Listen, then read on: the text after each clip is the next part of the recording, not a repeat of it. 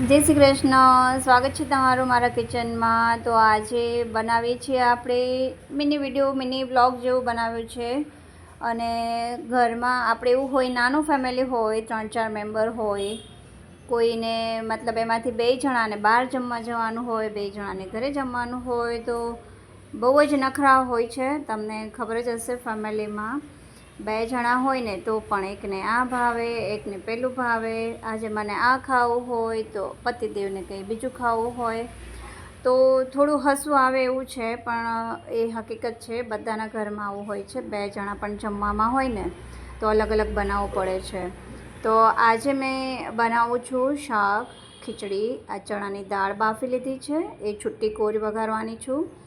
અને કુકરમાં બહુ જ થોડા એવા પતિદેવને ભાત ખાવાતા, એટલે ભાત માટે થોડું કુકર અને થોડા બટેટા પણ સાથે મૂકી દીધા છે।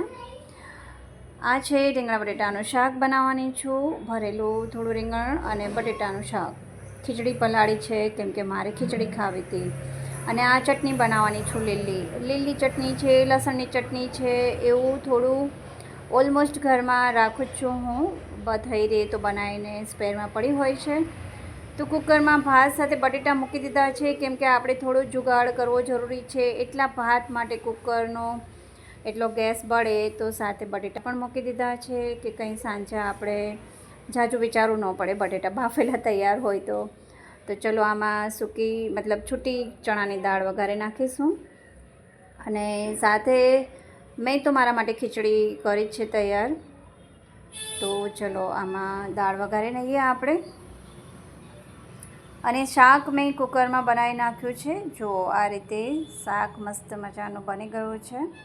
રીંગણા છે 3-4 ભરી લીધા છે, અને બટેટા એવા નાના સુધારી લીધા છે, એટલે જલ્દી થઈ પણ જાય। કુકરમાં જ બનાવી નાખ્યું છે, એટલે 5 થી 7 મિનિટમાં આપણું શાક થઈ જાય છે। અને આ મેં બનાવી છે મારા માટે સ્પેશિયલ મસાલા ખીચડી।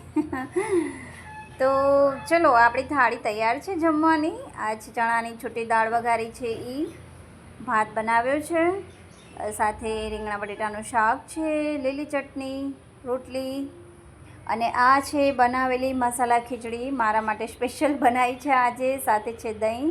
તો ગરમ ગરમ ખીચડી છે ને, તો થોડી પહેલાં ઘી નાખીને ખાઈ લઈશ, અને પછી દહીં સાથે ખાઈશ। તો ચાલો પધારો બધા જમવા। લાઈક, શેર, કોમેન્ટ જરૂર કરશો।